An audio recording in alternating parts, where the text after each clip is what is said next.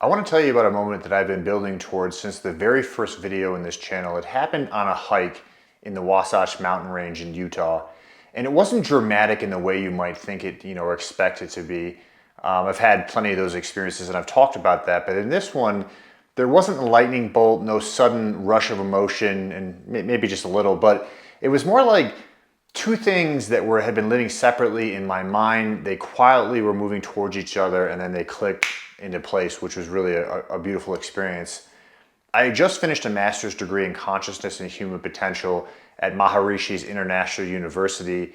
There have been years of studying how the deepest layers of life, the most subtle, the most fundamental layers of existence and all that good stuff. And I had also been going through this numerous positive psychology coaching training programs, getting certified in positive psychology, which is basically the science of human flourishing.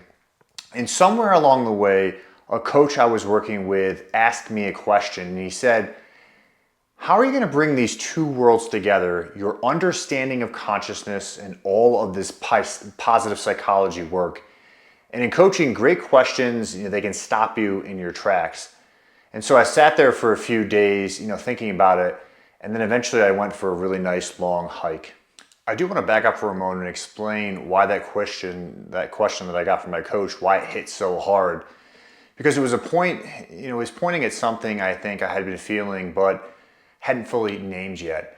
When I started my master's degree, I was searching for something specific. I had this realization a few years earlier that my thoughts become things, I'm not a victim of circumstance, and that at some fundamental way, I'm the creator of my reality. And that felt true in a way that went very, very deep. So I went looking for the most complete understanding of how all this actually works. And what I found at Maharishi International University genuinely changed how I see and experience life. And I want to explain this as simple as I can because it's one of the most powerful ideas and complete frameworks that I've actually encountered. Now, I chose to study consciousness and human potential because it's built on the very premise that modern science really isn't. Modern science looks outside. It studies objects. It tries to understand why people behave the way they do, why they think the way they do, by examining the external world. Now, that's extremely valuable, but the Vedic tradition, the masters of India, they looked in the opposite direction. They looked inside. They asked questions like, what's underlying my thoughts? Where is my creativity actually coming from? Where is the intelligence of my thinking? The simple question of who am I underneath all of this mental activity? And what they found is that underlying every thought is a field of absolute pure intelligence, that our thoughts are like waves, specific expressions of a much deeper reservoir. And that reservoir, it's not just the source of thought, it's the fundamental level of intelligence underlying all of life. And why I found that so extraordinary about this is that, it took me to the furthest understandings of modern physics, that underlying every single piece of matter is a non-material field of intelligence. What the Vedic masters were talking about, you read about these texts, these deeper experiences that they had, that underlying every thought is this field of creative and pure intelligence that's teeming with dynamism. And honestly, that changed everything for me. And it became the foundation of my daily habits and also everything that I was building. But come to find out, I started to feel as I went deeper into that study, as profound as the understanding was, it was primarily pointed in one direction, going inward, transcending, watering the root. And the root is everything, don't get me wrong, I believe that completely. But a question kept coming up for me, what about everything else? What about the relative world, the day-to-day life that we're all living in? The relationships, the goals, the work, our physical body, the emotions that we have, the sense of meaning and purpose that we have in life. Because our human being we're not just the root, it's also everything growing above it. We're also that as well. And I felt like most of what I was studying, as extraordinary as it is, didn't give enough guidance of how to tend to the rest of the tree. So when I moved into coaching and started getting a certificate in positive psychology at the Flourishing Center for New York City, something began to open up on the other side. I got a certified in positive psychology practitioner, a certification as a positive psychology coach, a certified resiliency trainer. And I also started to notice all of this is also focused in one direction, you know, the one thing, and it's the science of what it means to thrive in the relative world, in the manifest, in the day-to-day reality that we find ourselves in. And this framework, developed by researchers like Martin Seligman, you know, it looks at the full picture of human flourishing, the positive emotions, engagement and flow, relationships, meaning and purpose, accomplishment, vitality, the physical foundation of really what it means to live a good life, backed by tons of research. And so I found it absolutely amazing. But again, I also noticed that something as powerful as this framework is, it's working downstream.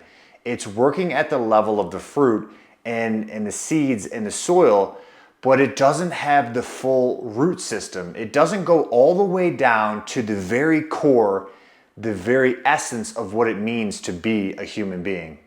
So back to the hike. I'm walking through the Wasatch mountain range with that question from my coach. It's sitting with me, it's sitting in my mind, I'm ruminating over it. You know, how do I bring these two worlds together?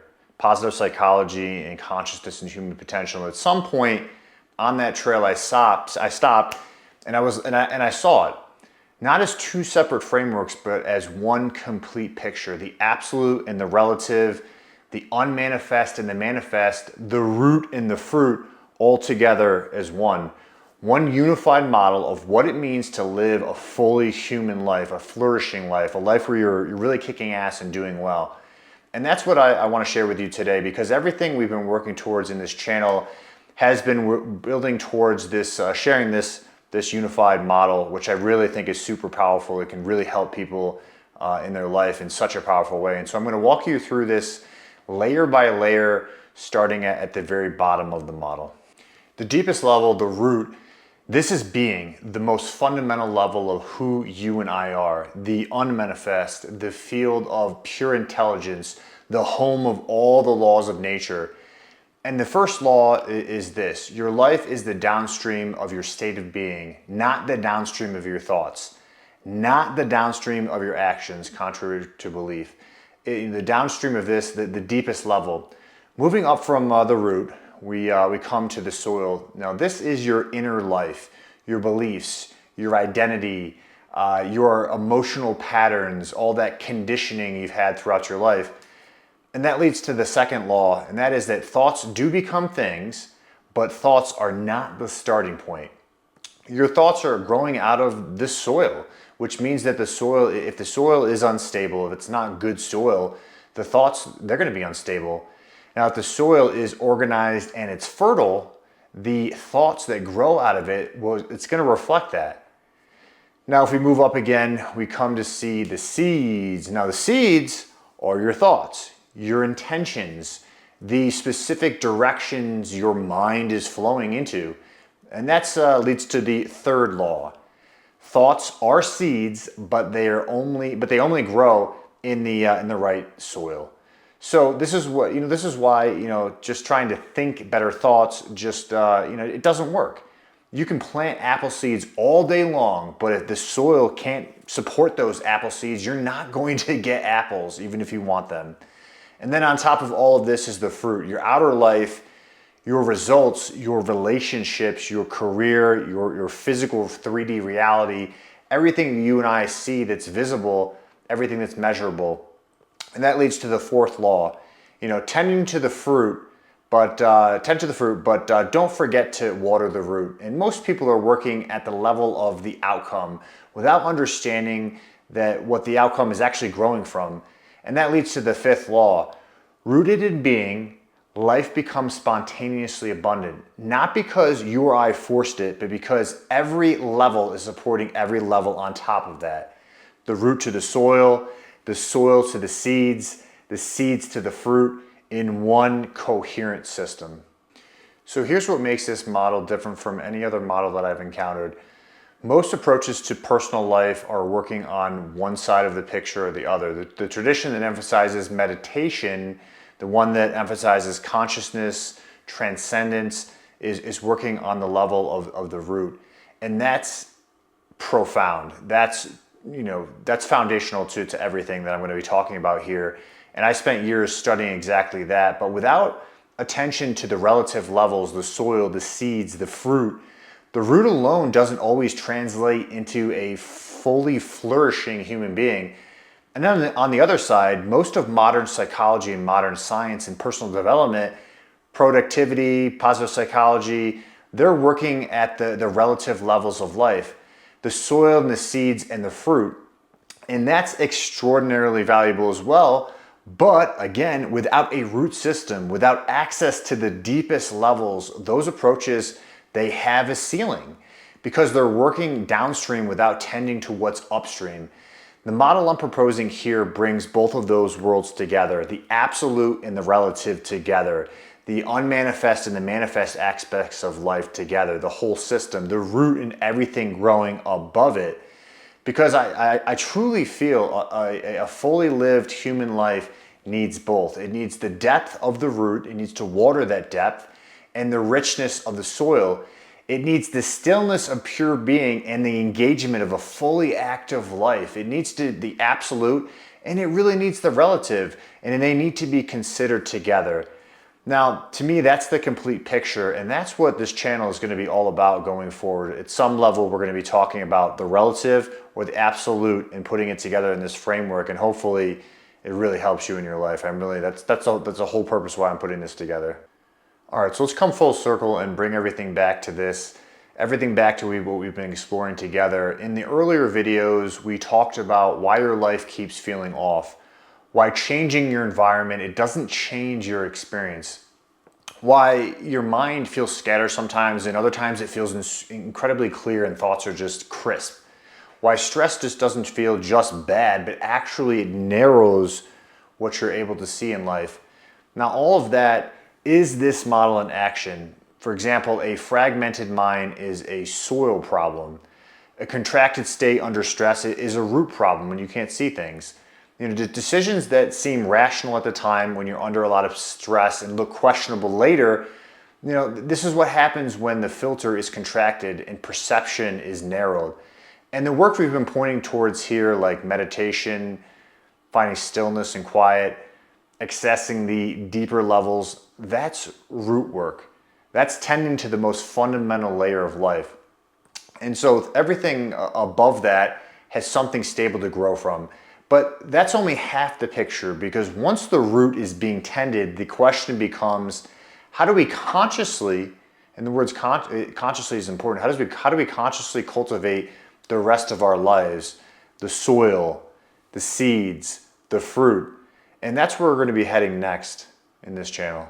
All right, so we went into the weeds here with this model, and I want to leave you with something simple, and that is to take a look at your life right now, not at what's happening on the surface, but basically at the whole system. Where are you spending most of your energy? Are you working at the level of the fruit, trying to fix those outcomes, to change results, manage what's already appearing in the 3D reality? Are you working at the level of the seeds, trying to think better thoughts, visualize better outcomes, choose better directions in your life? Or are you becoming more aware of the deeper levels of reality, trying to go deeper to the soil, to the root, to the level of where it all begins, you know, to where it's all being generated? Because the most powerful place to start, if there's nothing else you get from this video, is always going to be the deepest layer of what's available to you and I. Water the root, and the fruit begins to take care of itself. And that's not just a metaphor, that's how the system works.